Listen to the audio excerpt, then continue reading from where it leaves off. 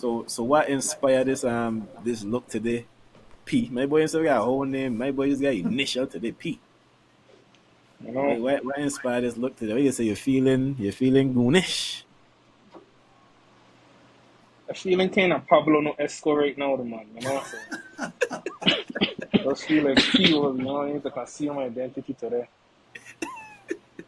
That's Man. intense. Yeah, Oh Mr. wait, That, wait a second. Wait a second. But wait, this is a coincidence, bro. Me and air the man out live in the pod, but is this a coincidence?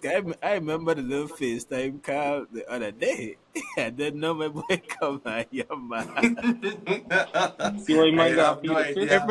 Kevin, I Kevin, definitely no, am no, no, inside curious. joke. Can we figure it later? Can we figure it later? Got you. All right. So I on Facebook, see this topic that was mentioned that pretty popular now going around on Facebook. And they'll say it's scary how a lot of marriages aren't lasting anymore. And then they attributed that to social media, friends, and family. What y'all feel about that? Because a lot of people do believe that this is the case, and back in the days was way better, and no, it's no longer the case. People don't really vibe with love or with the ring, and going into that holy matrimony. Kevin, open we up, man. No did he? Open we up since he's a new face. Go ahead, man. Pause. Yeah, no did he? No Well, did he? well, definitely starting out hot because I 1000% disagree with the post, right? Hmm. Like Hmm. I I have so much thoughts on like that kind of thing. You check because like one of the first things is like I feel like we have to be willing to re-examine the assumption that's like baked into that very statement, which is kind of like the notion that marriage, the quality of like marriages or relationships are like on the decline. And so like you might say something like, oh, marriage rates and stuff are like declining now in comparison to like many years ago. And I actually that ain't even the case, dog. I was looking at some stats from a video and went and like look at it like the other day. And marriage rates fluctuate, dog. You know what I mean? Like they definitely have like some sort of like downward trend in marriages as of like recent that can also be attributed to things like the pandemic and stuff. But the same is also true for divorce rates as well, dog. You know what I mean? So like that's like one thought that I have like about that to like be able to re-examine the the hidden claim within like them type of posts.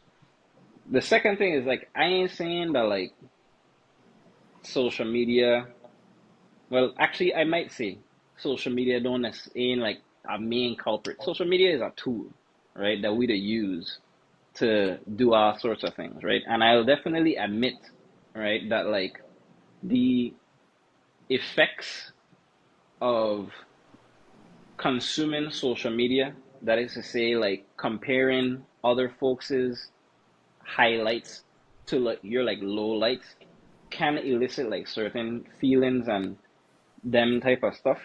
But to ascribe the decline of marriages and relationships to social media, it don't really like represent the problems or like the things that you can actually like take action on. You check. I kind of say the same with like family and like friends, dog. Like, you know, to me, they kind of run a little concurrent with an idea of like the less people are they involved in your relationship, the better or whatever.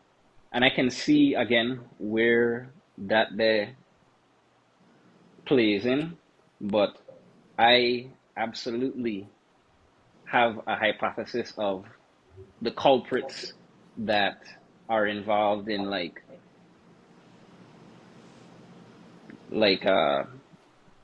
declining health in relationships, Give you us know. one. Give us one. Just all these starting now. Just give us one.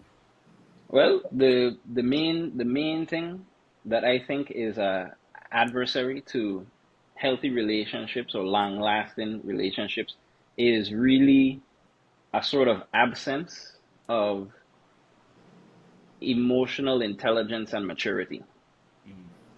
You know what I mean? I I think that if we really look at just even like quick or different arguments that folks have when it comes to what going on with relationships or like obstacles, different things, you can pretty much find opportunities for increased emotional intelligence or specifically maturity in those things, whether it's self-awareness, being able to like look at things that you have control over emotionally or influence of that you can use to like improve the quality of your relationship. I agree. So You what know I what I would mean? add to that topic is I don't think that friends, family, and social media attribute to the divorce rates and marriages not lasting. In agreement with Khefren, for one, I think that family and friends was always a component, even back in the days. People are always going to talk this shit. Single friends, family that don't like your significant other, they always talk shit. I mean, that existed since the beginning of time. So to use that for argument for why it's happening today, I think that that's null and void because it existed throughout the ends of time. Now, I feel like social media has done a good job at creating a mirage of the negative parts of marriage because obviously negativity seems to be a great focal point for a lot of people to fixate on and just focus on that's always been the case as well. So with social media now you get to see all the highlights on marriages breaking apart, marriages not doing good, marriages this, marriages that. And honestly, back in the days, social media didn't exist. So you might have your one married grandparent or your couple, your parents that's together. That's one example. Social media now just able to throw everybody's lives in at you at the same time, and unfortunately, they just don't focus on the positive.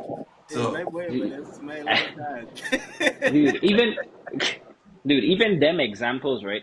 Which is probably the main example a lot of people have in their mind, ain't even an accurate representation of what might be going on. You exactly, might, on the surface, you looking at like your grandparents and them thing. A lot of them relationships, right? They present like surface level unity, right? That's where I gonna But go with like, it.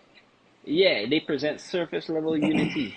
But then what a lot of people don't know, or what you might find out years later, is when your grandmother and grandfather gone in their room, they go into their separate areas if they don't have separate beds and them stuff, right?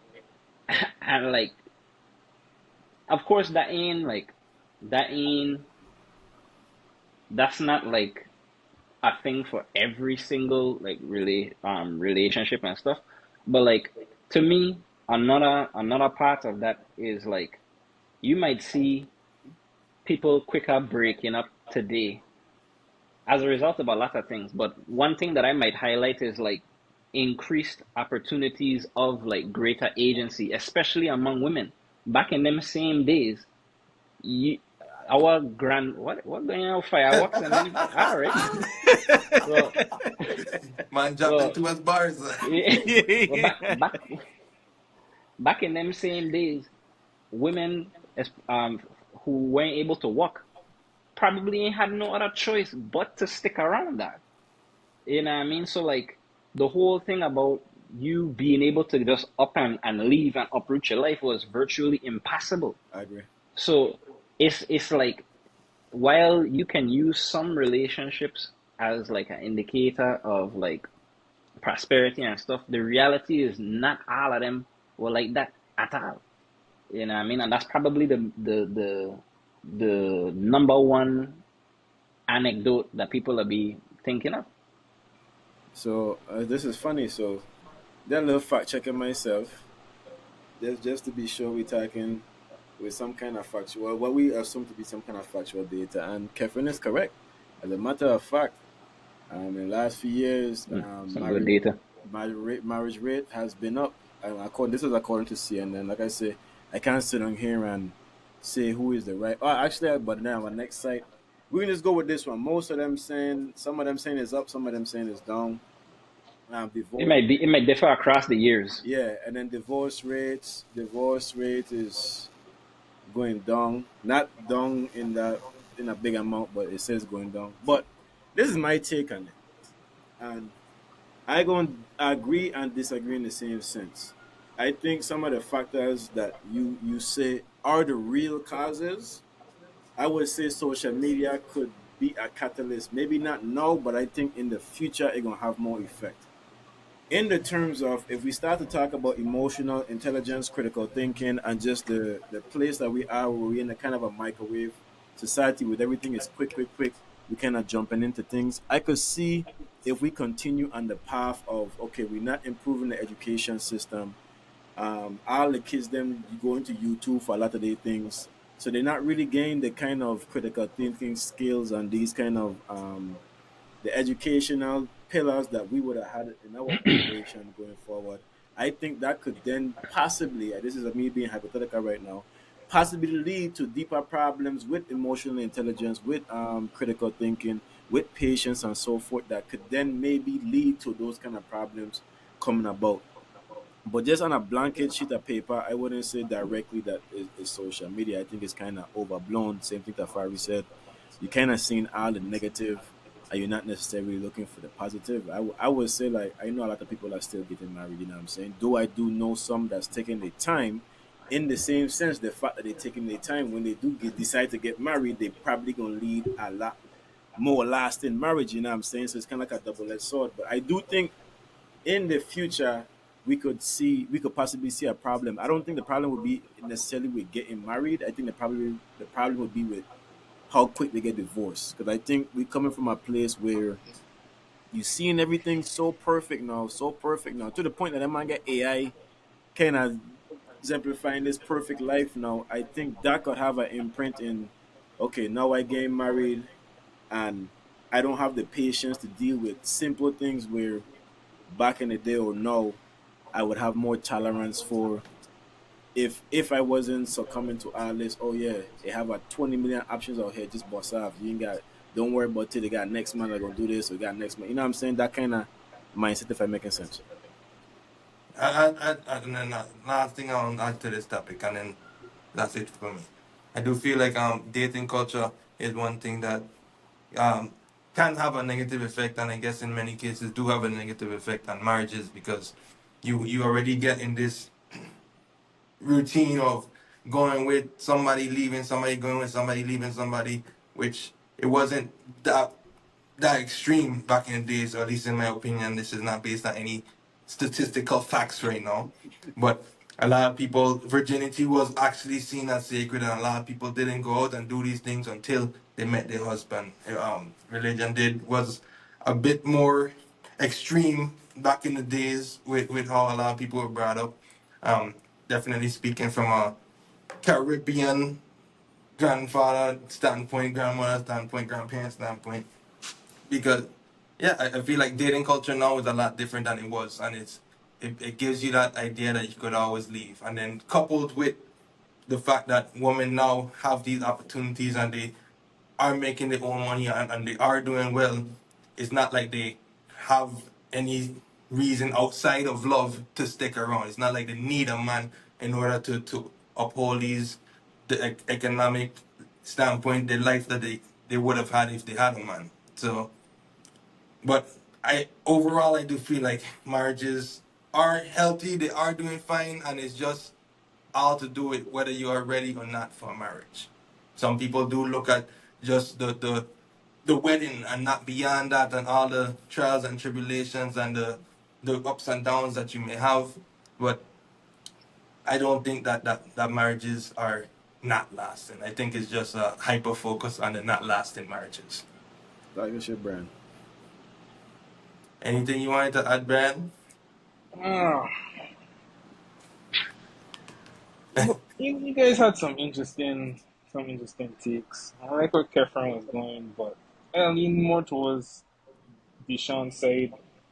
It's a double-edged sword because it is and it isn't. Like going off of what Khefren has say, like that ideal of marriage through the times has changed. How we view marriage now versus the idealistic marriage that people tend to hold on to from the 50s and 60s, that has changed. Back then, it was almost like a partnership, a deal. Like when you were leaving your mother and your father house, they were telling the young girls to go look for a husband. No, it wasn't telling her to go find love.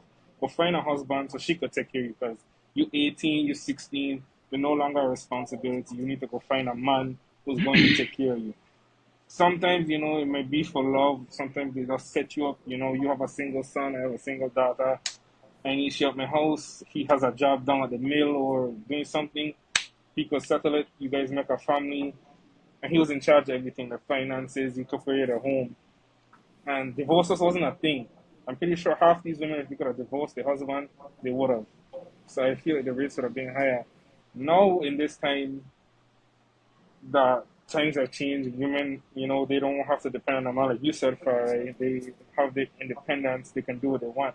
But you have to also realize now, divorce and is almost incentivized. Some people look like, okay, like Deshaun mentioned, they're the next best thing. I don't have to fall for your shit. I don't have to stick around. And plus, I could get some of what you have. So it's almost a win. And more than likely is a win on the woman's side. So it's like, I don't I don't really have to fight for this marriage. You piss me off. There's somebody else who's willing to not piss me off and give me more, and I can still leave with half of what you have. So there's an incentive, so I don't have to fight. So that aspect, I could definitely agree now. For our generation, we don't stand on business too much.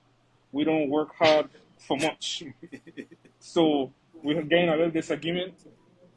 Like Farah said, people were always involved in marriages, but now it's a bit too much because like there's always somebody here like, oh, you don't got to pop for that. Why next man don't do da da da? Or get other woman, you could do this. Leave she, leave he.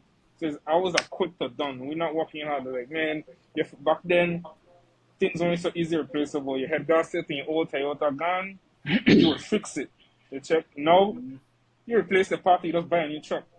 Nobody working hard to hold on to what they have. You got a crack in your foundation, you slapping no plaster and you moving out. Okay, you got another apartment that don't have a crack in it. So, yes, I don't believe our rates are going up, but I also do believe we're not working hard to fix simple things. We're too quick to jump to the next thing because our generation lacks some kind of focus. And back to what Khefren said, goes back to doing emotional intelligence. We working hard and communicating and settling and be like, okay, babe, okay, honey, we have these cracks. Let's work together to patch them. It's like, okay, this hot crack, I'm moving on.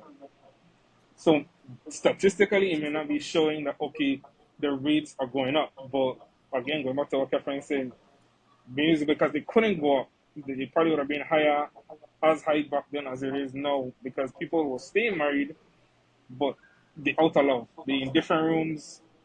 They just smiling on social media, or now so much people making money off of being married, or they can't afford to be divorced.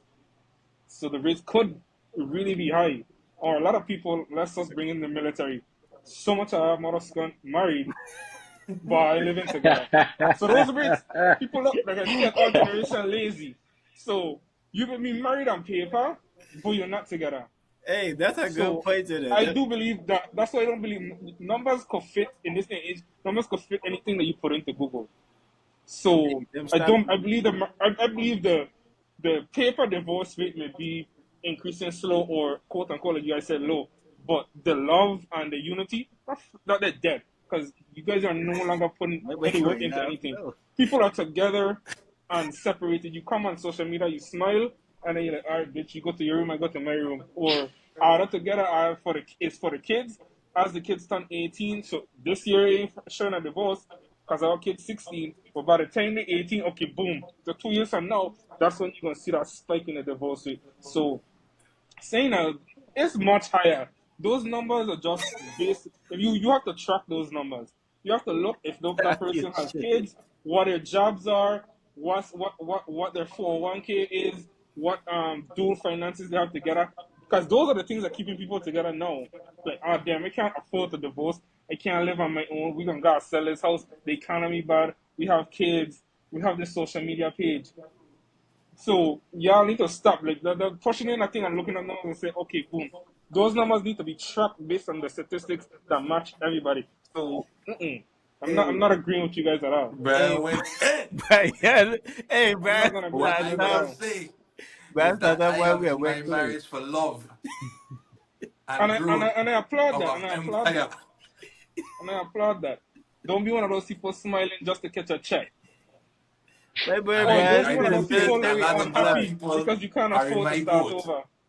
A lot of Remember the other last people part, you gotta are be in my willing boat. to start over. A lot of people in your boat. So don't come in here and smile and tell me, oh, the divorce This means no. guy, Y'all my have a lot of marriage is underlying great. problems. You see? You know what, Brand? With your Hey, you came with your malicious your military intent. You came in ready to strike. Military God intent. damn, ski that man. airstrike was No, hard. God, I was listening. You guys golly. were like, throwing in awesome points, and I definitely don't disagree in hindsight, but you have to be real. But I feel You like have my to be boy real. start to listen to these stuff. I'm like, but what the fuck Yeah, are you talking about? That's the same thing I say. I said, while this man was going, he was getting like more fuck up as he was going down. Like, you guys are some Increase. interesting point, but as It, I go into like, I don't agree with this at all. Like, this is like, went from a I'm kind of like, agree what? to a boom. Fuck that. Yeah. And last thing, yeah, these things right here make it a lot easier to reach out to somebody else while in a marriage. You I know, don't back want to in the talk days, you about had to this. go through the phone PTSD, book, PTSD, or PTSD, before the PTSD, phone book, you had to PTSD, write PTSD. letters and PTSD. shit. So Yeah. this Time out. makes it a lot easier to cheat. Man saying flag on the play enough PTSD, already. PTSD, PTSD. All right. Yeah. So that was a good little random topic, golly.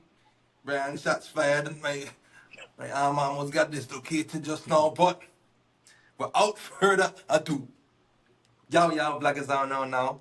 This is your boy Fari. I'm your host for the day. I am accompanied with my next host, Webbe. I don't know the motherfucking vibe, man. It's your boy, the luxurious, the fucking bearded, the smooth skin bandit. Is your boy fucking Web, man. And let me introduce my next two partner. Before we get to the special guest of the day, we get Mr. fucking Militant P. My boy come ready for the violence. My boy say he is not J. Cole. Ain't no fucking apologies on this pad. My boy say he outside with it and he shooting back. Fuck wrong, yo. We get a resident voice. My boy Bryan again now, man. And I cool, man. And I say to stir things up today, man. Could have been a hot day, so I'm looking at smoke. Then without further ado, man. I like to do the introductions for our research. I like to do the introduction. Yeah. No. Take, But we take the get introduction. my fucking dog. Dog. I don't see the fucking shot, man. Like I put some respect on my fucking boy name. My boy say he's the best husband ever. That's a fucking hot take by fucking self. But we get my boy the analytical. Hey, let me tell a story. Let me tell a story real quick, man. Me and lie, right? Me and lie, right? A lot of people don't know, but I try to care on a pretty consistent basis now. Consistent for what me talking to people is consistent to.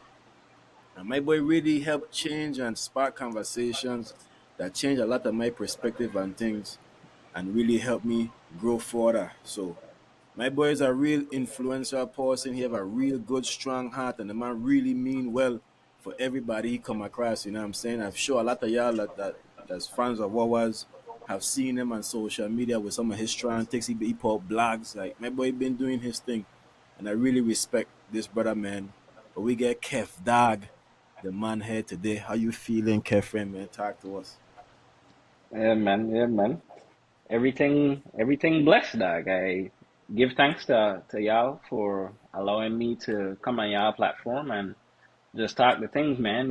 Life is life is great. Life is great right now. You know what I mean? I have very little complaints right now in this stage of my life. You know what I mean? And so I definitely hope the same of y'all, and I look forward to our continued conversation. You know what I mean? True, true. Well, before you go far, right? Yes, sir. Speaking of life being fucking great, the Come True fans them already know what time it is, man. It's time to give some fucking gratitude, man. It's Sunday. I'm gonna advise every week before we get into the nitty gritty.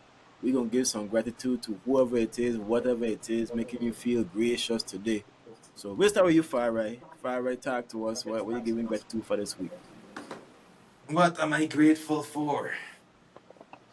I'll kick it back to my wife, Maya, who I am so happy to be married to, the love of my life, the mother of my children.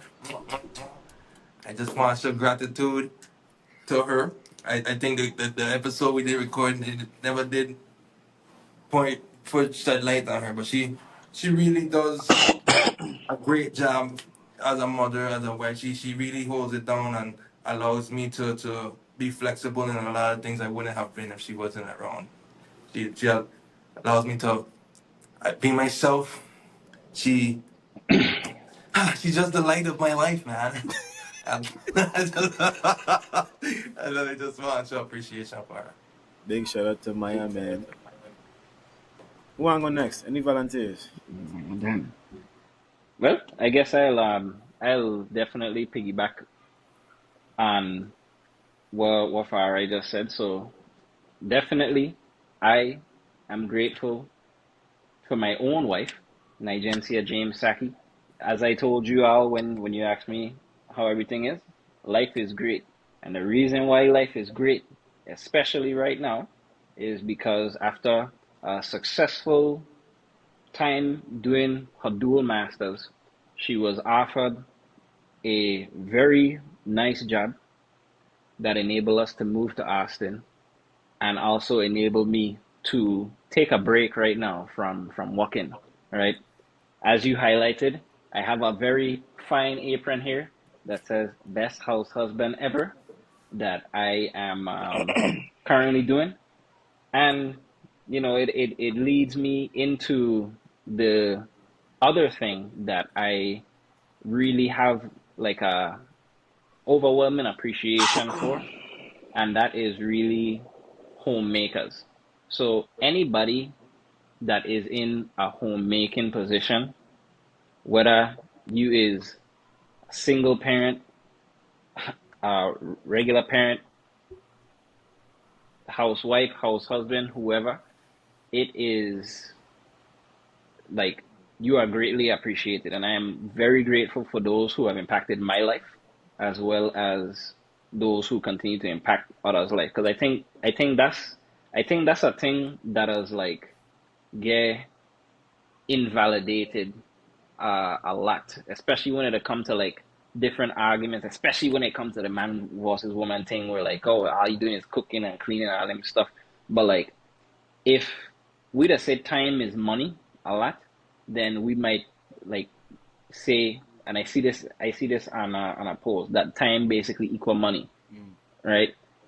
And like the amount of time that is consumed just doing those simple things can go like unnoticed, especially if you're doing that there while putting in the same 8, 9, 10, 11, 12 hours. And it's like, you know what I mean? So like you doing all of that there, and then you still expected to come home and like do all of these other things.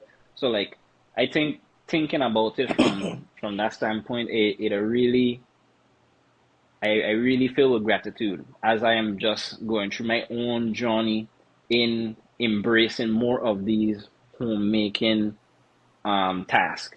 It really is something to show great appreciation for. True, true, true, true, true. Brian, again, then. What I thankful for? Man, I think shout out my older brother Chris on this one, man. I thankful for this man this week for holding it down. He really helping me expand the peas farm. When I say peas, I mean P apostrophe S. Not for you guys to think I have growing peas. You know, like he really clear out a big section of land, till all the soil, and I tell him coming after work and he doing this thing like 5 o'clock, 6 o'clock, 8 o'clock at night. So he's really taking a big role in that. So I really appreciate what he done. You know, things coming along good. I mean, put on like 5, 6 bed of tomatoes, squash. Man, really doing some work this weekend in the rain, no doubt. So big shout out to Chris. True, Really true. appreciate it, man. What am I giving grateful for this week? Well, I don't know. I gotta give thanks to the Most High, Jarasta fucking Fari, man. But now, man, give thanks to God for just allowing me to have another day to be able to experience and learn and grow and be able to come here and talk with the fellas for another conversation that we don't grow from. You know what I'm saying? And I'll keep it right there. That's my blessing is life today. You know what I'm saying? My blessing is real life today. But I have another blessing. I want to give thanks to Apathic Crush. This is the wine of the week. So I tell our last episode that I'll give our wine every week. So this is the wine every week. This one compared to last week is a little bit more bitter. It's still fairly sweet. Like I would say on a scale to 1 to 10 is about maybe like 6, 7, kind of around there. So decent wine to little sip on, you know what I'm saying? This one I sip on with no food and things. So that's the wine of the week. This red Apathic Crush. It's pretty cheap. Right now we're doing all cheap wines. Next week, my birthday coming up soon, so we're gonna go a little bougie with the wines coming soon. So stay tuned for the bougie one. And yeah, the wine then when I come in with a bougie one. Well, give thanks for Yeah, God for that's pretty providing great cool. wines, man. I ain't really no wine connoisseur like that, but like, how how sweet would you say that it is in comparison to like Stella Rosa or something? I Um, guess that's a reference for me. yeah, not like Stella Rosa at all. Stella Rosa is like I Hmm. would say Stella Rosa is like a 8, 9. It's like 8 and a Like on half, the yeah. more top end of this Yeah, on the sweet sweet side. spectrum. Yeah, yeah. This if you only like Stella Rosa and you come to this, you're in for a culture shock for sure. Yeah, for sure. Okay. You But gotta it's not expand the it's not And palette. for y'all that don't know, before we jump into these topics, Kef Dad is part of our graduating class in high school. So facts, man. we Yes. we go a Oh, ways back. We Way, over way two back. years now from Yeah. high school, from our senior year. So real, Yep. real, real familiar. yeah, yeah. All right. So getting into the first topic and back to the topic of house husband, which Khefren wears proudly. Living a dream, So Kafka. Living what a what dream. are some of the things that you have learned from that perspective of being a house husband and just Um, your thoughts on gender stereotypes? well, I mean, off the bat, like being in this role definitely reinforces the idea that we gotta deconstruct and do away with damn near all of them things. You know what I mean? 'Cause like what I kind of learn specifically is aside from like the specific things of like learning how to cook and them stuff, but also kind of like appreciating the value of that, right? So even though like this is the current stage in my life that I'm at right now, it's not actually my intent to like essentially be a house husband like for the rest of my life and stuff. My motivations behind of it are exactly the things I was talking about when I said I was grateful for, where I kind of noticed the disparity in like time consumption between what a husband might do or what a guy might do versus what a woman might do in like the day to day relative to like the family and child rearing and all of those different things. And so like my thought process behind of it is like, if I learn how to do these same types of things, the cooking, which is a very huge one to me, because I'd already clean and them type of stuff. But like if I learn how to do stuff like that, then it simply eases the load off of my wife in that, and it also gives her and us more time to do other things that we want to do. Like I have my own aspirations and things that I want to do, my own life mission that I've just recently developed. She have the same kind of thing. And even though we all have 24 hours in a day, that they ain't everybody can't access that the same. Facts. And so I want to be able to make that as even and as streamlined as possible. You know what I mean? When I think about it from a business standpoint, having only one person know how to do that there in the corporate world, you'd call it there a bottleneck. That's a Facts. huge problem. Facts. So why is it that I would want to repeat that type of thing in the literal nucleus of my life? You check? So that there is really what it'll be, what my thought process is with that there. As well as just again showing like kind of being like a beacon to a lot of the guys that might think otherwise, that this shit is okay.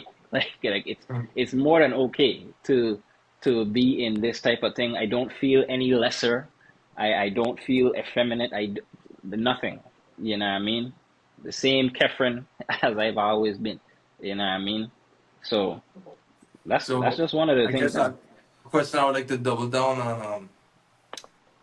Was there a point that you in your life where you would have felt lesser than or anything like that, even if it was prior to the relationship? If you was in this position 10 years ago, would you have still felt that way? And if so, how did you alter or change your perspective in order to be okay and know that this is perfectly fine to be in a position like that?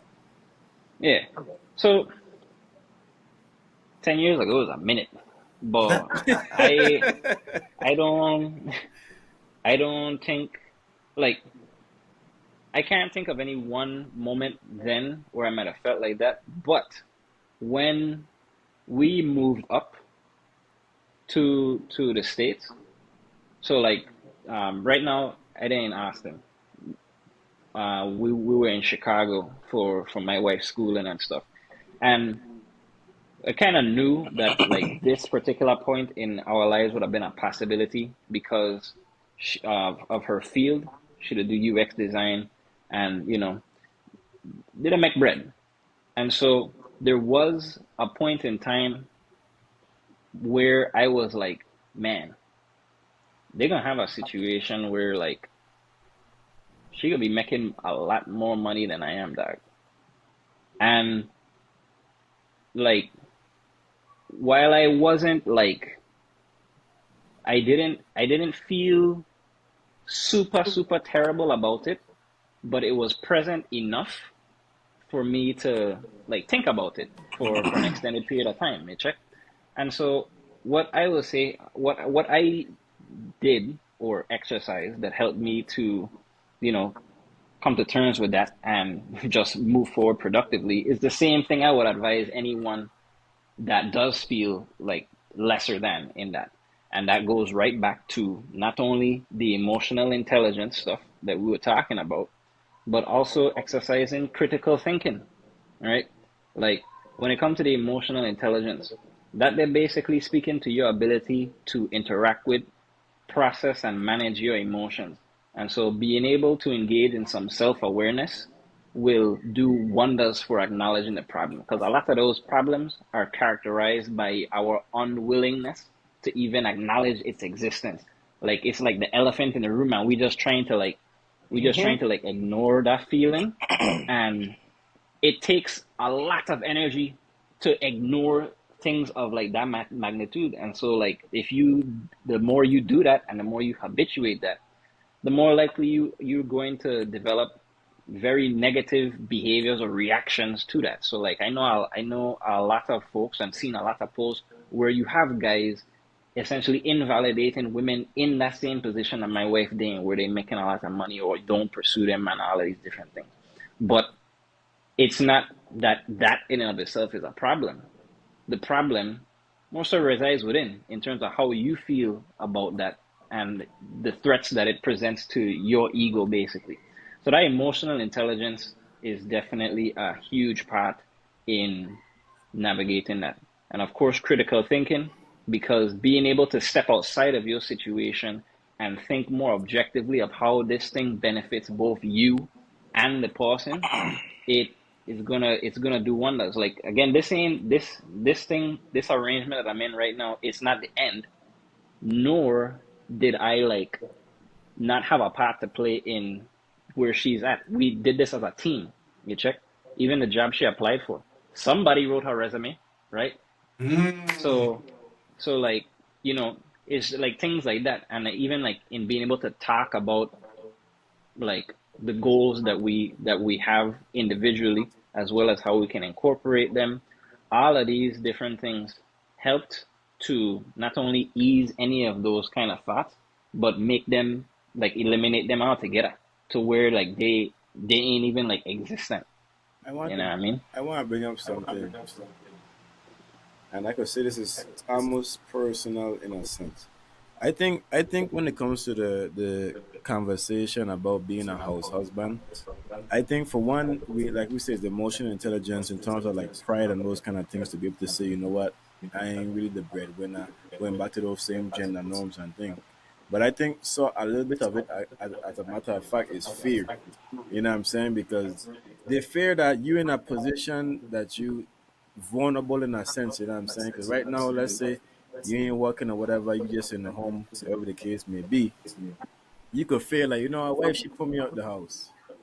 Or why if something go wrong now, I'm in a bad position. But to Khefren's point, I don't think we think about the benefits that that position could come with, and it's something we alluded to before in terms of time. Like through my journey and getting to where I am now, I really value time a lot differently. So to be in a position where I don't have to sacrifice time for money in the sense of like as a must. Like I have to do this because I got paid these bills. I have to do this. So now I have time and freedom to really pursue the things that I want to pursue and to be able to really focus on everything that's going on in my life, to seek some more self awareness, to read some more books, to pursue a passion that I really wanted to pursue, but I couldn't because I had to keep up with my bills and so forth during this period of time. I think that's kind of devalued.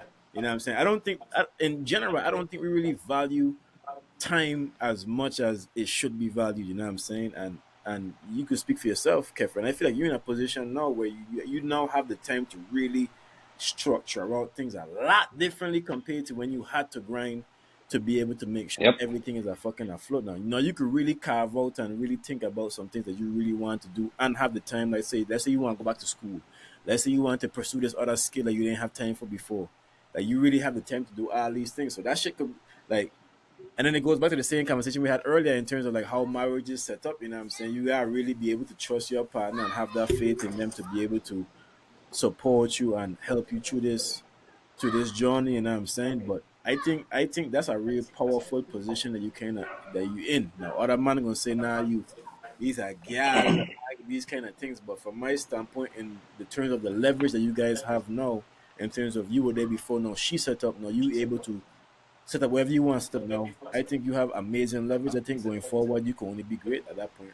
Warren, Yeah. everything go right. You know what I'm saying?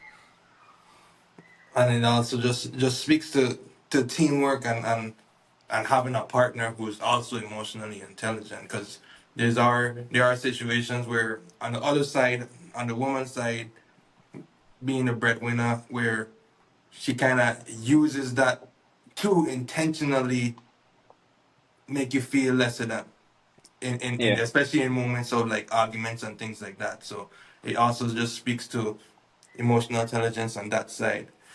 Brian, you got anything to add on this before we jump to the next? Um, I think you, Catherine really hit it on the head with that.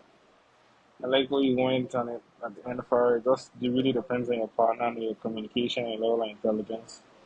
'Cause it should be a willingness to be able to support your partner on both ends. I mean, whether it is just because you can, like if I can, and my partner decides, I mean, whether they want to just take a mental break, pursue a passion, return to school, or if they just want to stay home and run the homestead, look after the kids. I mean, either or. If I have the ability, or she has the ability, and we have the discussion, and we decide to do it, I mean, it's perfectly fine.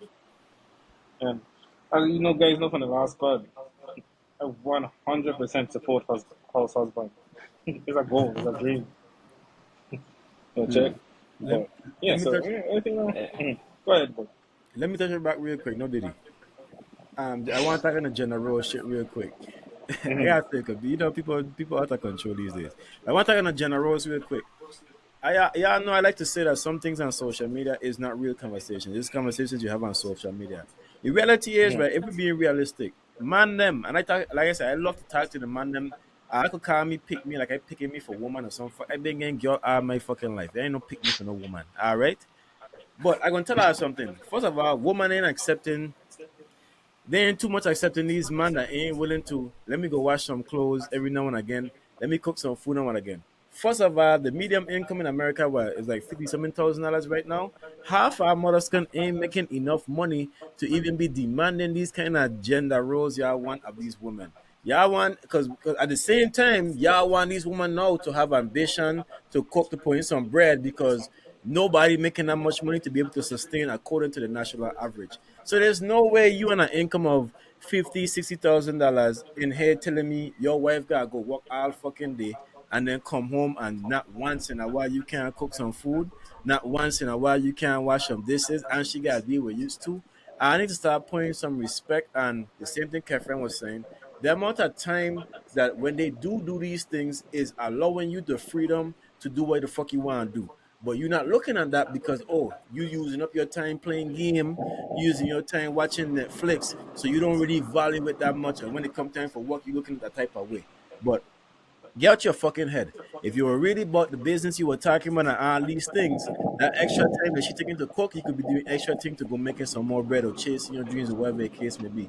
So miss me with all this kind of conversation on social media about woman in cooking the way they used to and then watching these mothers doing the same thing they've been doing. If you were standing on your business, woman still cooking, woman is still watching cheering, woman is still cleaning. That fuck and that's dead this social media conversation like these women ain't doing that. They just not doing it for you, bro. And it's because you is not that nigga you think you fucking is. I jump in my mic and I leave in it. I could prosecute me in the comments where the fuck I want. I calling it how the fuck I see. And to that same effect, man, like to the both sides will do it, but men have this idea that women need to be in that role. Yet technically they're in the man's role going out making money as well to that effect. So how you gonna expect her to be doing all of this stuff with all that time and the working end as well? The fuck is a And dance, then I dog. mean, It's a dance. We supposed to be like, hey, yeah, if we gotta step in motion, you know what I'm saying? Ain't all the time you right. gonna lead the dance sometimes. Sometimes you gotta let a woman do her fucking thing. Sometimes you gotta It's make all sure about you do balance. your It's thing all too, you know what about I'm saying? Like balance. let's be realistic with what we dealing It, with here, bro. it, Like it could be 50-50, it could be 100-0, it could be 80-20. Sometimes short time that shifts. That shifts. You could get laid off and now your woman have to be the one taking the bulk of it. It just a balance and it's all about partnership. We look at things, we don't look at it as a partnership anymore, and I guess that's where that mentality is when it comes to marriage. It is an actual partnership. A lot of people, I guess, see it as the individual selves and not trying to work towards that. I'm not sure what the reason is, but it really is just a partnership and working towards balance. well, So I'd like when even when I think about like marriage and them stuff, it definitely is a partnership. But like when I just think about like the improvements of it, I don't think about marriage in and of itself. I just more so think about the relationship thank you. because that is where we talking about the connection between two or more people. You Thank know what I you. mean? And so like Bishan, earlier you had raised a valid concern about, like some of the men them who may hear this or might be in this position, there's a lot of talk and concern about the repercussions of if this thing don't work. Bryan, you also mentioned this earlier as well when it comes to divorces and those things. it reaches, you mentioned how it reaches the point where it almost seems incentivized that once this thing break off, I could get whatever, like things, I could get half of your shit. You know what I mean? And it's again a valid concern to have, because it's a reality for a lot of people. But I also have the remedy. All right.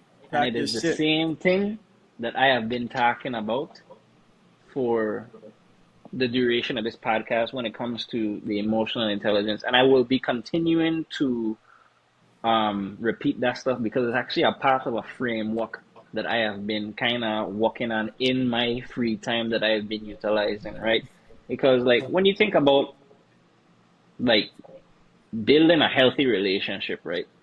Two criteria or two dimensions that I think people can action on frequently when it comes to building a healthy relationship revolves around your ability to maximize fulfillment and your ability to mitigate conflict or outright eliminate it. Mm. When you kind of look at like those two dimensions, it will drastically improve the quality of your relationship. And if your relationship is healthy, those things that you previously like looked at as like risk and those types of things, they're non-existent, dog. Like even in my own marriage and them stuff, to be honest with you, I don't even know what a prenup is, dog. Right? And in many circles, it might definitely be seen as foolish of me to not like prepare for those types of things. But it also speaks to my own level of confidence in the quality of my relationship. Not only while we in the relationship, but even in the event that we like with a divorce, which I definitely don't think will happen. It definitely ain't in my intention. It's not in her intention either. But just our ability to communicate as a result of our continuously growing emotional intelligence, I don't really have much worries of that. And again, I think a lot of those pains and concerns are definitely like that guys have are definitely driven by the challenges that could be fixed if we had a higher standard of emotional intelligence. So very love to hear that. I Flipping. I I was laughing. We were laughing because in one of the previous pods I had mentioned just going down this rabbit hole of saying I do think that prenups should be required for marriages just based on what we've been seeing on social media with I remember. those incentivized Yeah, stuff, and then going on to say that I don't have a prenup myself because the same yeah, effect of exactly what you just said, and then I will get kind of clowned in the comments for that, but it's really and truly mm, the confidence I have in my relationship. So yeah, that's why we was Hey, laughing let while me you was talking yeah, let me because you were tell you talking big something. facts, and yeah. I guess my And I'd question. endorse that there too. I'd endorse the whole prenup thing too, because like just because I ain't really messing with that, that don't mean that I'm like saying, yeah, guys, screw the prenup, just improve the Right. quality of it. Like, nah. Like if you like whatever your base concerns are and them stuff, Address it. definitely have them. You're allowed to have those things. But the communication or navigation around that as best informed by your level of emotional intelligence is important. Like it is what it would be tantamount to everything. You know what I mean? Like, yeah. So you did the perfect segue into emotional intelligence. So I wanted to ask, That was the how question you do asked. the man them, the gentlemen, the men in this world, this society, exercise and grow their emotional intelligence? What are some Read, nigga, actionable read. steps that could be taken to actually Listen, right? Hey, maybe I gonna say the No man, no same man, no fucking man, no thing man, I'm no gonna man, say. Read, nigga, no fucking man, read. But no, no man. But I do have an actual answer. So you go ahead. I'll go next. everything, yeah, man, everything must begin with self-awareness, right? You gotta be willing to take a look at your experiences, especially starting with the ones that are like most unfavorable or like upsetting to you, and not only think about like the outside factors of that in terms of like what the other person done to you or whatever, but also think about the things that you have within your control, the things that you are responsible for. And a bonus might even be to think about how history has kind of shaped the way in which we kind of pass on these tendencies to the next generation and them stuff, you know what I mean? But like definitely the largest thing for sure is improving your level of self-awareness in how things make you feel, how you tend to think about the situation, what might inform that, and then devising goals, milestones, things that you want to like improve upon in that and execute. You know what I mean? There's a lot of material out there for you to to research, whether it's some kind of book, whether it's different articles on the topics, even asking others for their feedback of you, past partners, however, and just absorbing that information, not listening to defend like your like feelings, but just being able to absorb how you tend to be received by others and really reflect on that and devise that new pathway forward. Brian, talk to us. So we ain't hear too much of you today. You talk to us first, and then I go a little later. I gonna strike up, and it may seg into a little secondary subtopic. So y'all go first on this one. Give me the question again, Fari. One friend will The be talking question about was his kind of own. how do you grow and exercise that emotional intelligence muscle as a man? Um,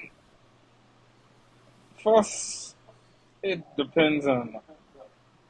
For me, for a lot of men, when you truly become aware of your emotions, so your self awareness needs to awaken.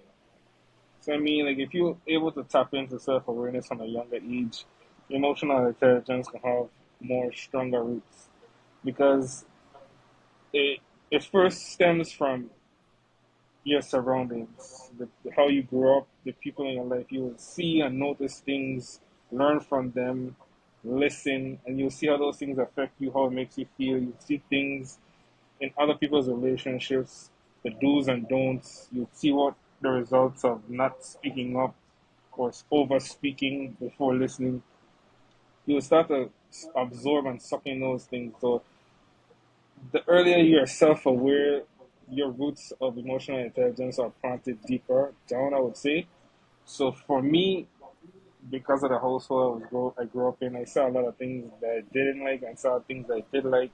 So that led me to, reflect and have those conversations with myself like, maybe if I don't do those things that I saw or I do these things, it can make my life easier. And then when you get into that point where you can have a partner, sometimes you have to listen more than you speak.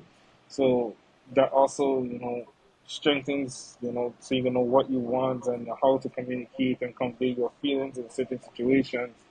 So it all depends on when you become aware. Because some people, like your friend says, they tend to avoid those things. You know you're feeling something, but it can take too much to dive into that. So I mean, just avoid it and that weakens your ability to communicate, and therefore you have a lack of emotional intelligence. You don't know how to speak and carry yourself around your partner because you don't know how to address the simple things that you feel within. So it all depends on when you become self-aware. You have to get down to nitty-gritty and have those personal conversations with yourself. Get to know you and how things affect you, how you want things to affect you before you could then convey those feelings and emotions outward. Yeah. That's Pete. Okay. And then before you go, Web, I'll just say, yeah, like your friend, like you, Brian was saying, self-reflection is extremely important, and that is kind of how you become self-aware of the things that you internalize and that you feel. I think for me, what was very helpful is um, in Taekwondo, you kind of practice becoming one with your mind and body. So you oftentimes meditate, go into silence, go into your head, and just in that case, it's emptiness. But in that emptiness, in that silence, that's the perfect time to self reflect and just think about the things that affect you, the emotions that you may have held back, the emotions that you knew that you were feeling, but you because you're a man, you didn't want to show. Just kind of ask yourself questions like why I felt this way, what was the real cause of that, and just continue to do that on a daily basis. And eventually, once you seek, you will find, and you will find those answers. After you get those answers, that's when you become self-aware. Um, like of course, external factors could help you reach that level of awareness, but like Khefren said, once you reach there, that's a perfect foundation to start with growing into a much more emotionally intelligent and better citizen of this community, both for relationships and just connection with people as a whole. I want to Yep. say this. It's harder said than done, obviously. This is a road that's gonna take a long time, and y'all know how to always preach self-awareness over and over and over. But one thing I want a lot of people to understand is you're gonna lie to yourself. Sometimes you need to seek counsel because you're gonna lie to yourself. You're going to try to convince yourself of this, and that, on top of what society is going to help you convince of, and especially when we're talking about men. To a certain degree, I think men are, I wouldn't say more emotional in a sense, but we experience some stronger emotions than women, and we suppress those emotions based on societal's pressures on us to upstill the same gender roles, the same qualities that a man is technically supposed to upheld. Otherwise, we're gonna get scrutinized, and we're gonna sit on here, and a lot of women are gonna say, "Oh no, I." My men could express themselves to me. No, the reality is a lot of y'all to weaponize these men's emotions against them, or you are willing to listen to a man's emotion unless it's something that has to deal with you. And now it becomes a situation of defense, and you trying to protect yourself when at the same time he ain't really trying to attack you. He just kind of expressing what's going on. And men do the same thing. I ain't saying on here and saying it's women alone that do that, but I'm speaking from a man's perspective. And I know when we start talking about this topic, that's one of the things that will come up. Men being able to express their emotions to women. I speak for myself personally. There's a lot of times in my relationships where I don't feel that I really have the voice to express things when it come to my partner. You know what I'm saying? I feel like I always come from a place of, oh, is everything cool? You could talk about work, you could talk about this, but if it's something that have to deal with me and you, now it comes from which is understandable.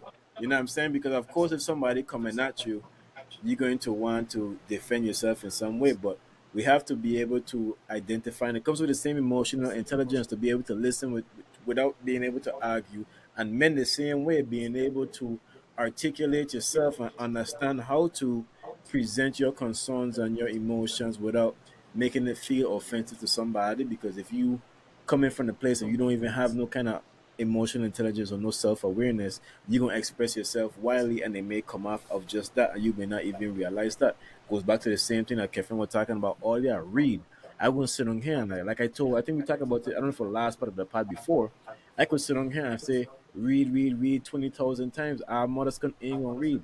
Listen, they hide these information in books from us for a reason, as well as start to draw from information from the millions of other people who experiencing the same fucking problems that we experiencing.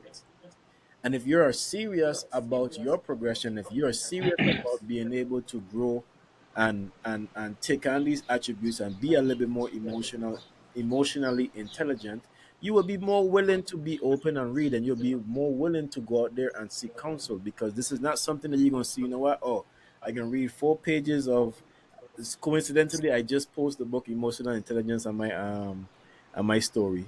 It's not going to be a situation where you sit on here and you read 1 2 chapters of emotional intelligence, and all of a sudden your life going to be great. Yeah. You know what I'm saying? And as well, you gotta realize that when you on this journey, you are going to encounter a lot of people who are not in emotionally intelligent in themselves. So while you trying to communicate with them, you trying to battle their level of emotional intelligence as well.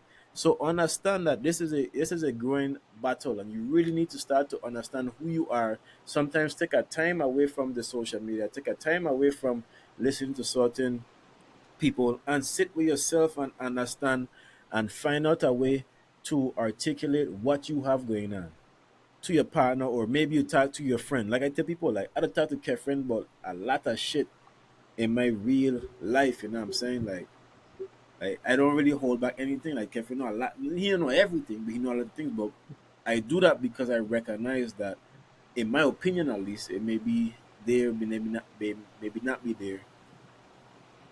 I feel like he's a little bit more emotional intelligent than me.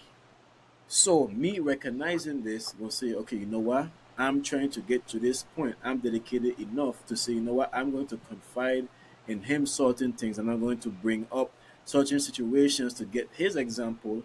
And though my mind may be telling me one thing, obviously I'm the one that recognize I have a problem, that I need to be able to listen to some of the things that he say and try to implement them. And I'm not saying they're gonna work. I'm not saying they're not gonna work, but being able to put the effort in there to be able to see this change, and then consistently doing it so that it becomes a habit over and over and over. So then you could then say, you know what, okay, cool. Now I understand more about myself, and I understand how to kind of maneuver. And I know the fear out there is that, okay, when we start to get to these points, other people who are in these positions could weaponize the same intelligence. You know what I'm saying? And that'll be my problem and my group when it comes to women and this men express themselves.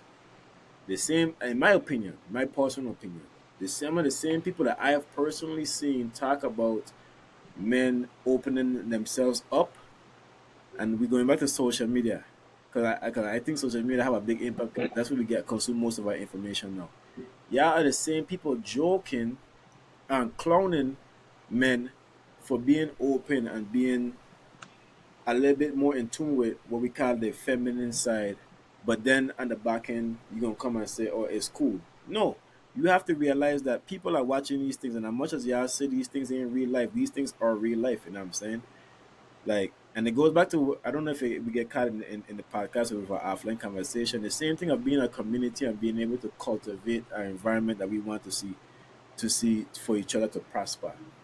If you're gonna say that you're gonna be open, don't post these things on clown man. Because as much as y'all think is little banter and man understand, like I said before, a man will move a little bit stronger in certain emotions. If he see these things, he can black out himself.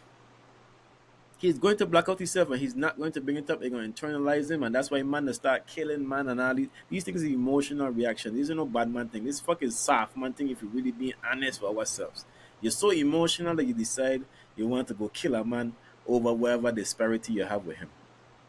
Be more open, men, and the same men in your community, be more open to your partner, them talking to you as well, and give them some strong advice. You know what I'm saying? We got to cultivate our environment for us to be able to grow. We need to be able to educate ourselves a lot more. I won't say a little bit more, a lot more in terms of mental health, because now as social media get worse and worse and worse and worse, now we get AI, now we get shit that's not even real, trying to persuade you to be whatever they want to persuade you to be.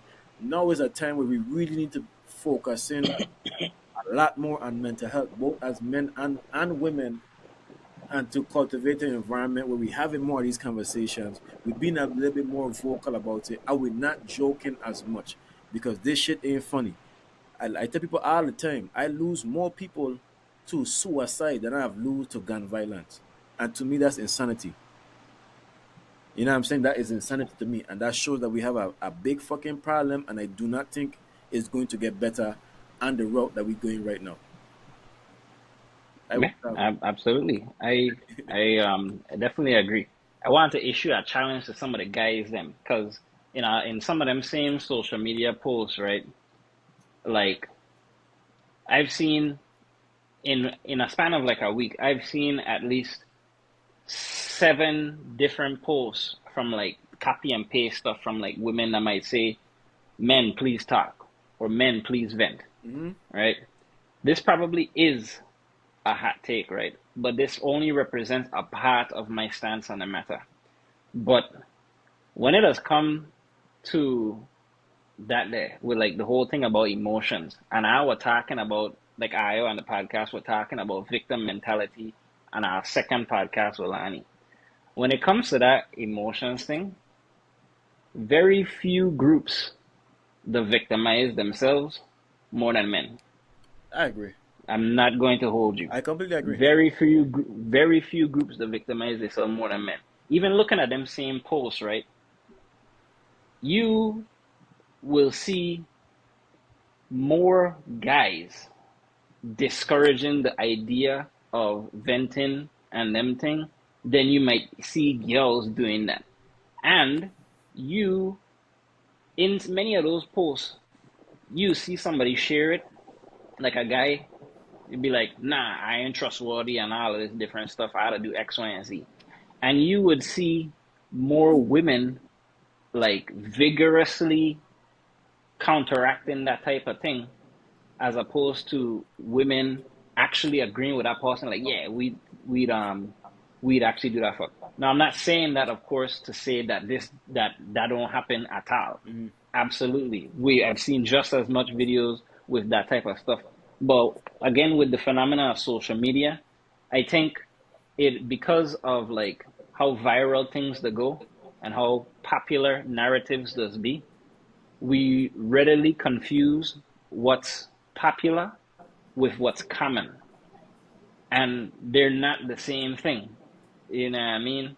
So like you might see something that's like it get a whole lot of views, and we might uncritically relate it to some kind of experience within us, You know what? and conclude it as truth. That's a But good ain't the point. case.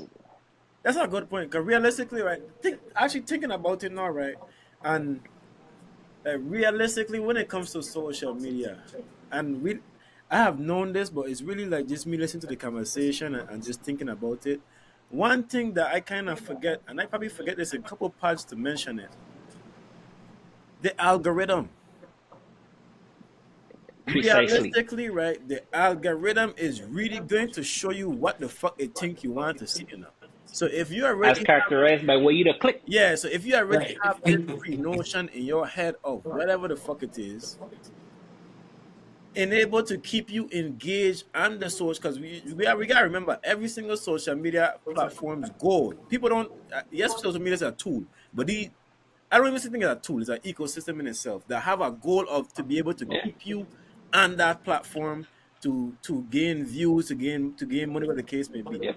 I feel like I completely, in certain arguments that I've made, disregard the fact that whatever you kind of put in is what you will get back. So at the same time, the Yep. algorithm is showing you if you're gonna sit on can and be a man that say, you know what, I can't talk to no woman, I can't talk to no woman, or marriage fuck up, marriage fuck up, marriage fuck up. The algorithm is going to feed you That's posts all you gonna and see. shit that is going to resonate with exactly that thought. Not because it's trying to be malicious, but because it's trying to just feed you Yeah. exactly what you want to see to please Yeah. your system. And It yeah, don't see negativity and positivity. It'll see keywords it's see and things whatever. that you does like view. And if it shows something with man versus woman, and it notice that that day is where you clicking, it gonna continue to show you and feed you things like Yeah, that day, and it gonna taint your lens. It gonna make you think that this thing is common, that this is everybody's reality, and it's not. yeah, yeah. I didn't think about. I never thought of it from that perspective No, but before. I And totally that's forget about, yeah.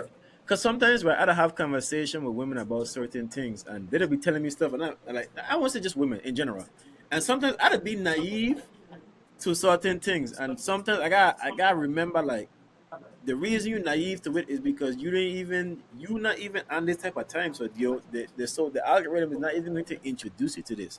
But realistically, it really going on in a lot of other people's lives. You just not seeing it. It's like black Twitter, white Twitter. We used to have them kind of thing. Yep. They have different Twitters. This is by design. Like it's going to attribute to what you kind of feed into it.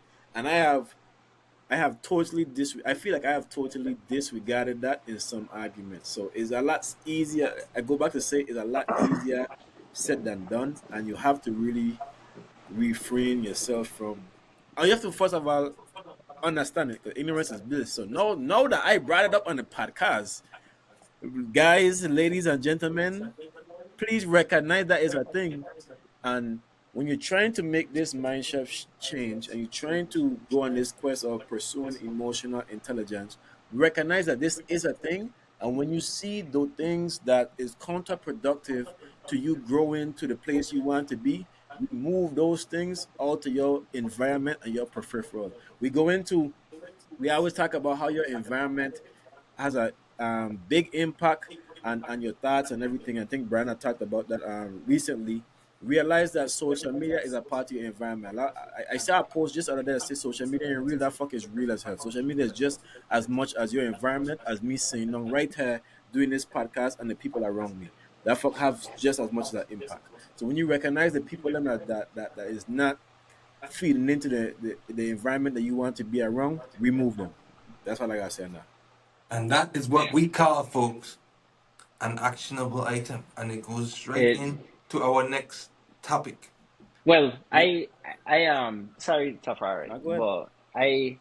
but what I was thinking as well is that like it actually issued into the challenge that I actually began that thought with, where one of the challenges that I would issue to the man them, the guys, Mm, is to, after like the self-awareness period, after like you've like really gone through like a session with that, identify and establish healthy boundaries, fuck. right?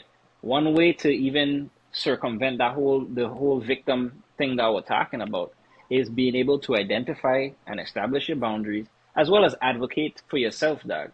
Because like a lot of the times, especially because it's like a area that we might not be even interested in like being in for a long period of time, at the first sign of like inconvenience or like some kind of attack that might make you feel vulnerable, you're already primed to like give up.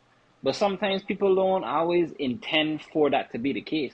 So many times I've been in discussions with my wife and really anyone that I might have been in like a disagreement with, and something that might have been said offended me. But like there's a difference between me feeling offended versus somebody actually trying to offend me. You know what I mean? One has to do with your personal sensitivities, and the other has to do with the content and the nature of what that man like said, as well as like their intent. So being able to have that self-awareness again helps to create that comfort and ability to recover from any kind of adversity you may experience. But with them boundaries, you also able to cut off or identify that rhetoric that that person might respond to that ain't thinking. So like if you vent into somebody, you vent into your girl or something, and they say something that might be like bothersome or it don't sit well with you, the response shouldn't be to give up and conclude, you see why I don't tell women any fucking thing, they are all rah rah rah stuff. That's The what I feel response, sometimes.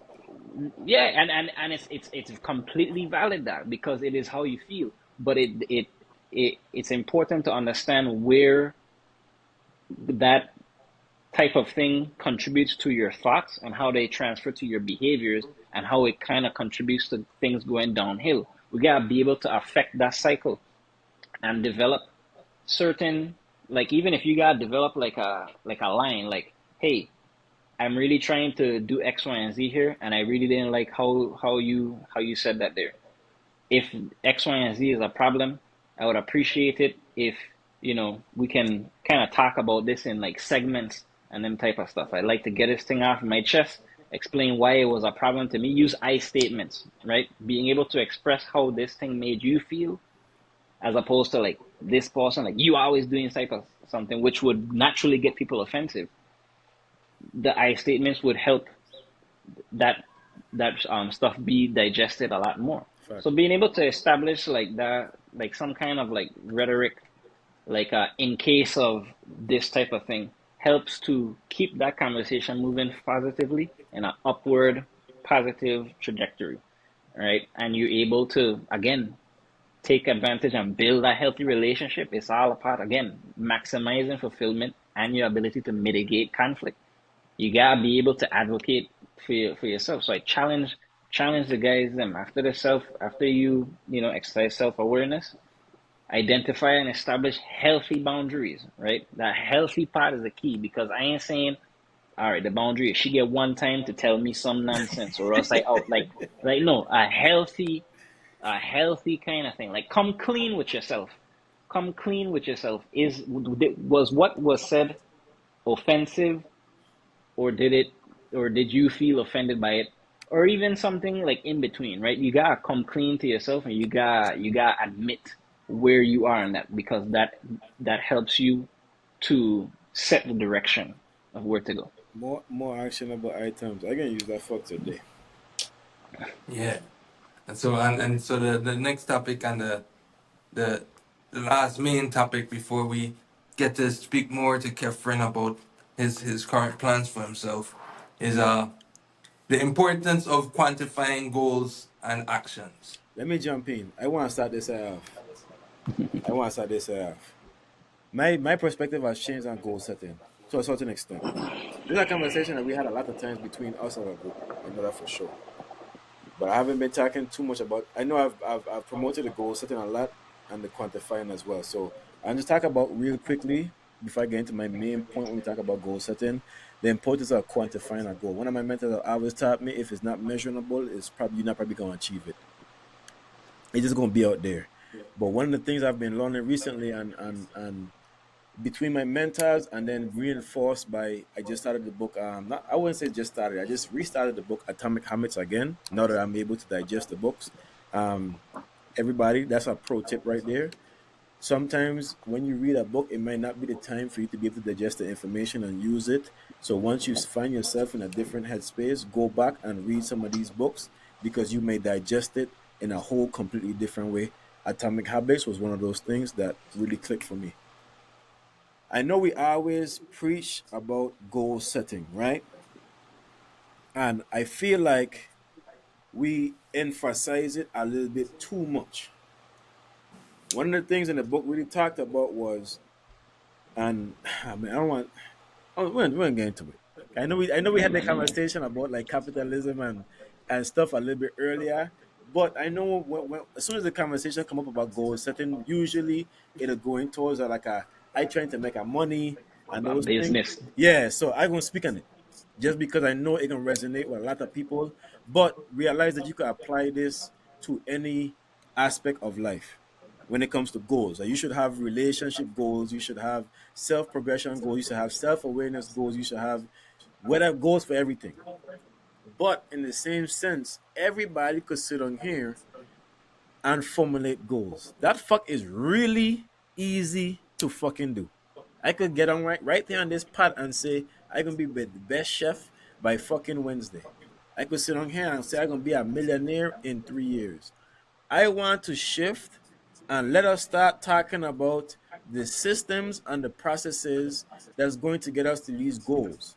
Set the goals and let's set them and fucking get towards the real meat that is going to be able to get us to the point to being able to achieve these goals, which is what processes, what systems, and what habits do you need to take on to be able to get to these goals? Because everybody could say they want to make money, everybody could say they want to have a healthy relationship. The only way you're going to get there and be able to consistently do it is if you create a good system to do it.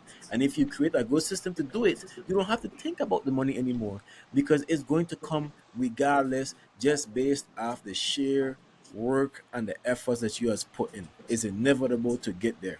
I feel like we put too much in our emphasis of the goals and not enough of the emphasis of the clarity in how I'm going to get to this goal. Oh, man, look kind of frozen, so I didn't know if he was still Yeah, saying something I like think he back. that. I think he back. Oh, okay. he Yeah, man, back up now. we gaming there, but that's my Yeah. main thing. I want to shift our focus more on the system. Let's put the goal down, cool, but let's focus on creating the system that's going to facilitate this goal.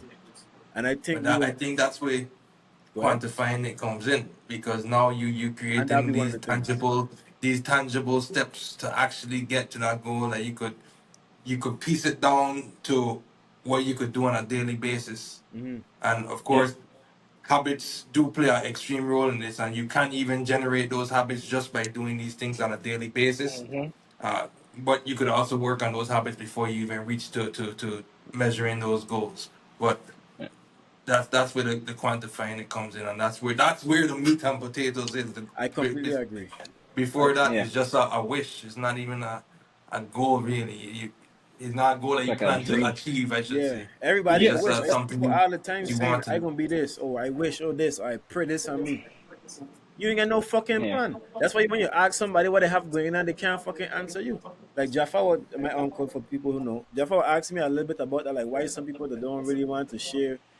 And he would talk to like people think is the bad mind. I think it just comes down to people really don't have no clarity and don't know how the fuck they gonna get there.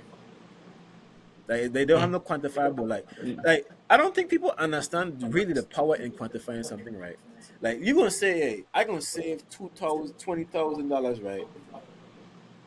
And a lot of people that just go about it like, okay, I'll just go way here and this. You could literally sit on here and calculate exactly when you gonna have $22,000 in your bank. Like that's how much power in certain experiences. Not every But single thing. That's how much power I you really have. I think it also goes back to remember on the last pod we was talking. I'm not sure who mentioned it, so don't hold me to it. But it stuck with me because I like the way it was worded. Where one of you guys mentioned, like, just like before you quantify the goal, you have to know your why. I like how you guys said that. If you don't know why yeah, you have this goal, that's the true basis. So before you set it down on paper, because quantifying your goal is the best thing. But you have to go like for I said to the real meat and potatoes, like why I have this goal? Why I want this because if you don't know that and you want $20,000, for what? What do you want to do with it? You want a car. Why you want that car?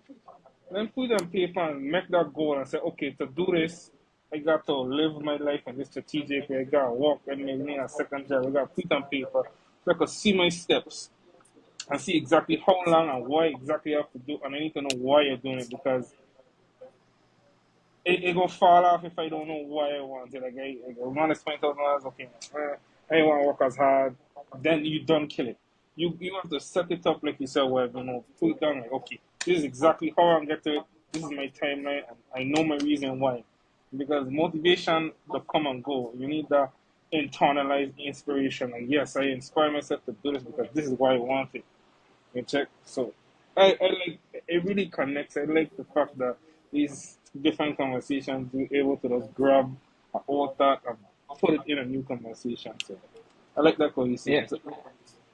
And what you just mentioned with like finding the why very much connects with the buzzword that I have been advocating for throughout this entire conversation that I will bring back to the table again, called emotional intelligence, right?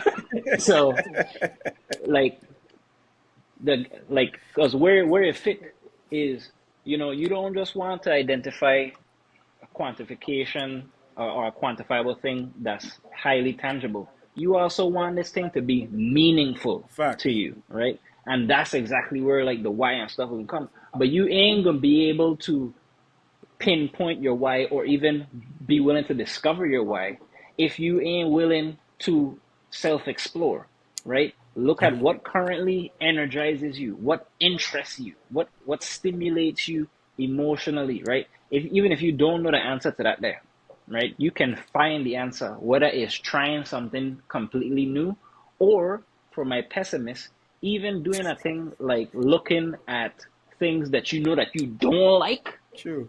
and flipping it by looking at what is the exact opposite Opposite. of this thing. That's a bar. You know what I mean? Because it helps you to, like, the name of the game is like discovery. Even if you might not know exactly what it is, you might not want to do. You can still utilize that because like key human drivers for motivation is pursuing positivity and avoiding negativity. Negativity. And so you can utilize those things to your advantage. And so once you're able to find that thing that's meaningful, you can very much incorporate that into your why. And like quantify it, man. One I say it best, quantification is just so powerful. It allows you to literally measure progress as well as size action, right? One of the things I was just talking with my sister about things things that like you might want to do or work towards, but like you kind of like feel a way about it. And it's something that I kind of like developed. I didn't make it out of the blue. It's definitely things that I kind of arrange based off of stuff that I know. But like, let's say that you get things that you might not want to do.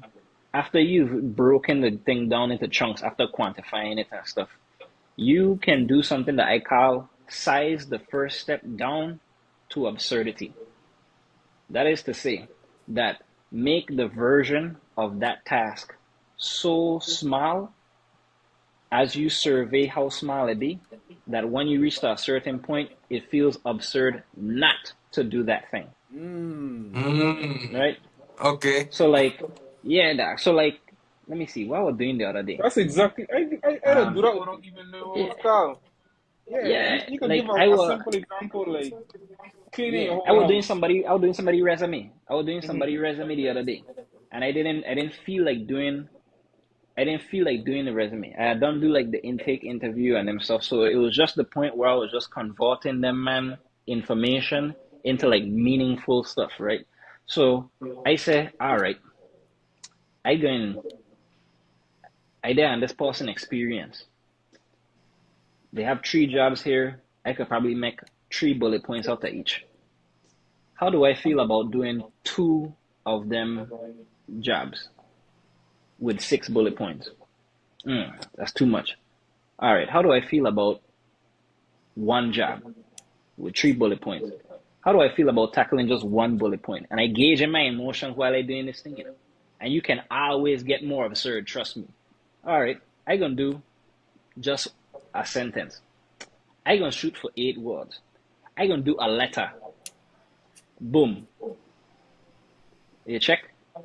So like you, what I did was I matched the work and made it more proportional to my emotions about it, basically. And it did enough for me to actually start doing it. And you could believe that I actually ended up doing more than what I intended. Yep.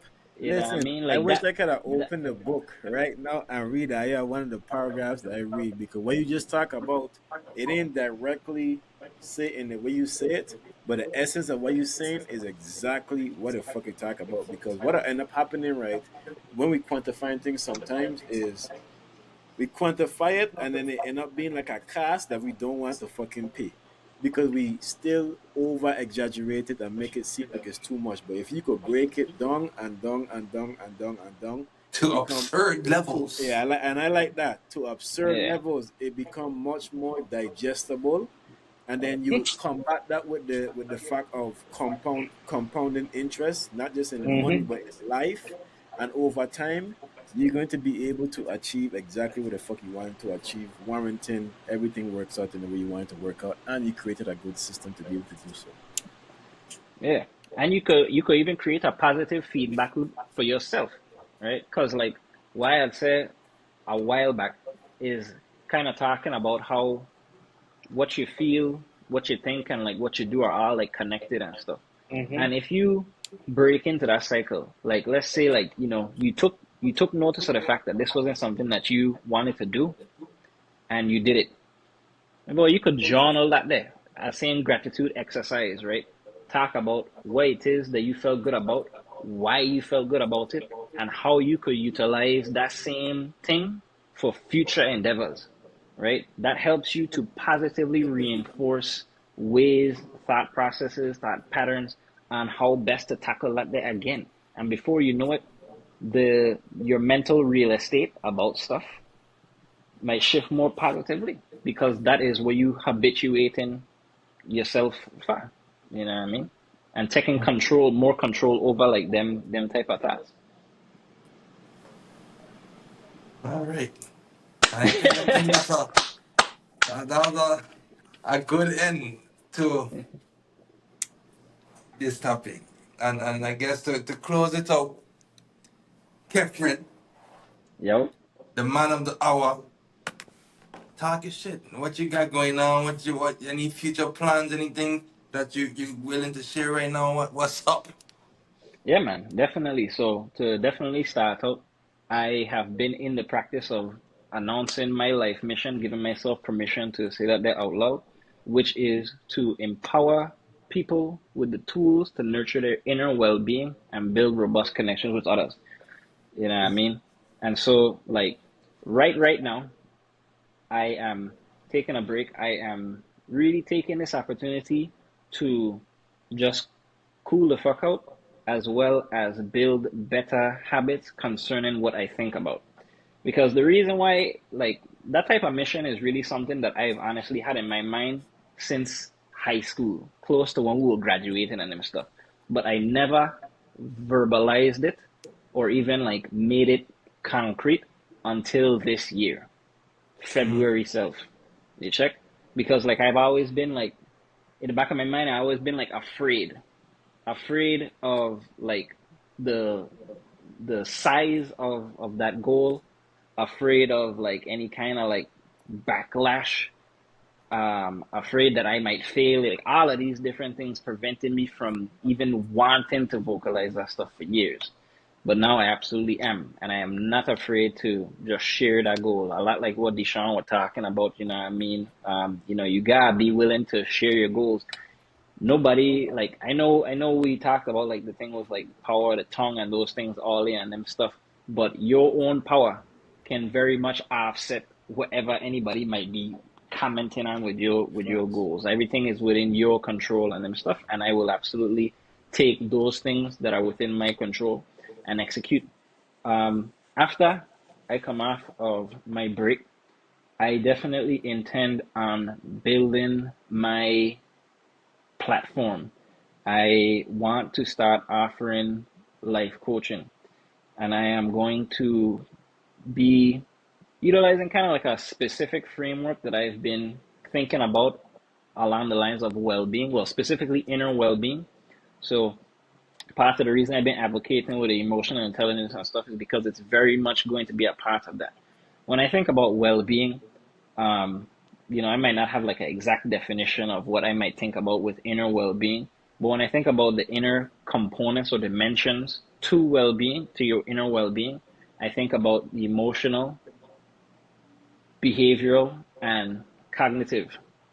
And there are specific drivers that I think are involved in each of those things that help to, again, maximize your level of health with that.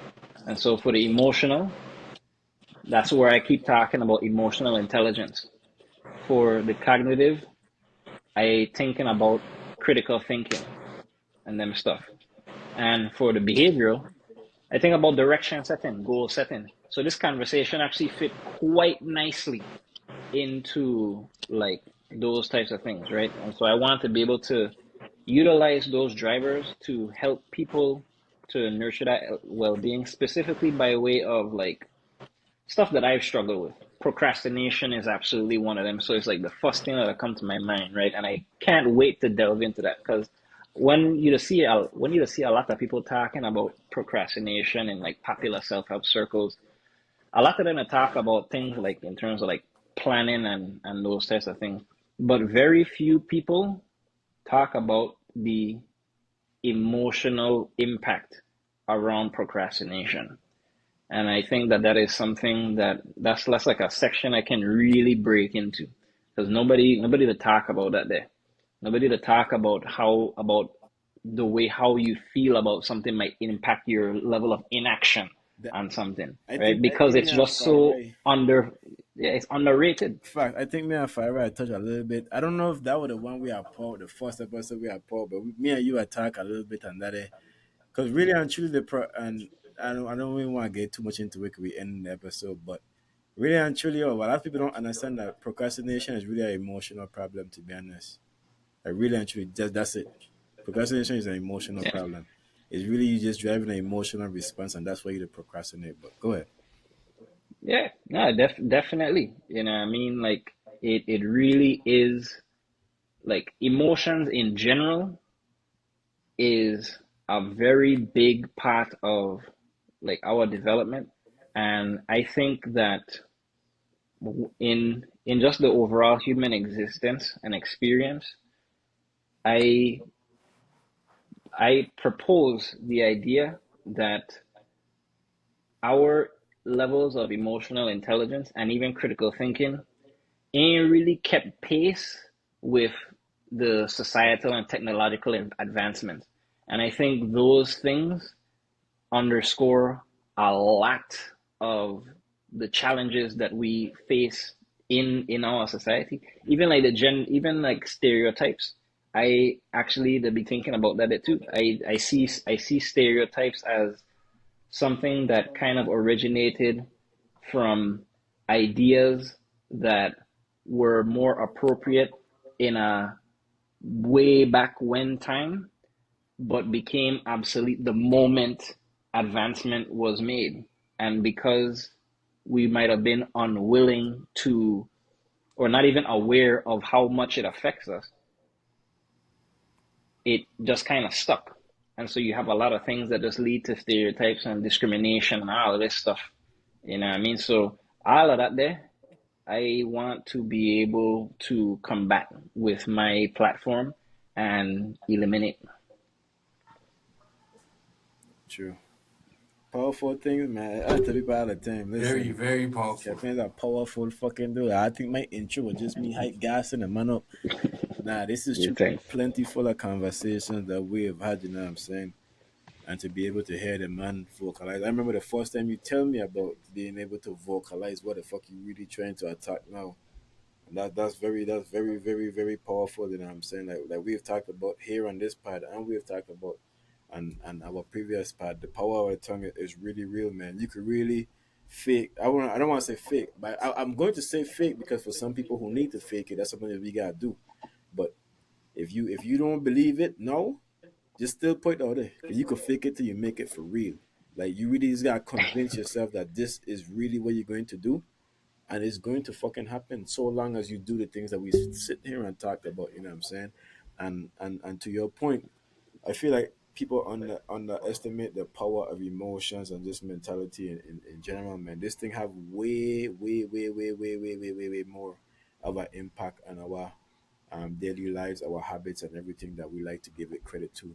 So when we start to be able to dive down on my personal experience is the more that I have become emotionally aware, there's been the more success I've been able to see over the long term just by being able to react and do certain things um, based on my new found self awareness. So I commend you for that man.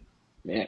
And like the last thing I touch on, cause what you just said with like the power of the tongue and stuff, even that there can be explained and fit into that same framework because what you essentially doing by saying something or externalizing it, it allows it to become more concrete so it's easily digestible in your mind Mhm. and it helps you to make that a part of your mental real estate.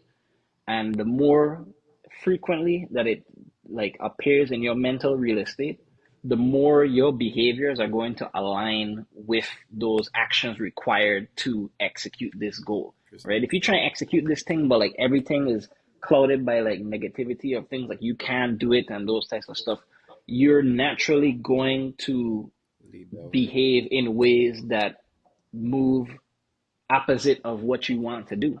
Mhm. But the more you positively align yourself with that day, your thoughts will absolutely influence your behaviors, and your behaviors and those experiences in turn are things that you can take in positively, emotionally, and it just goes in a cycle.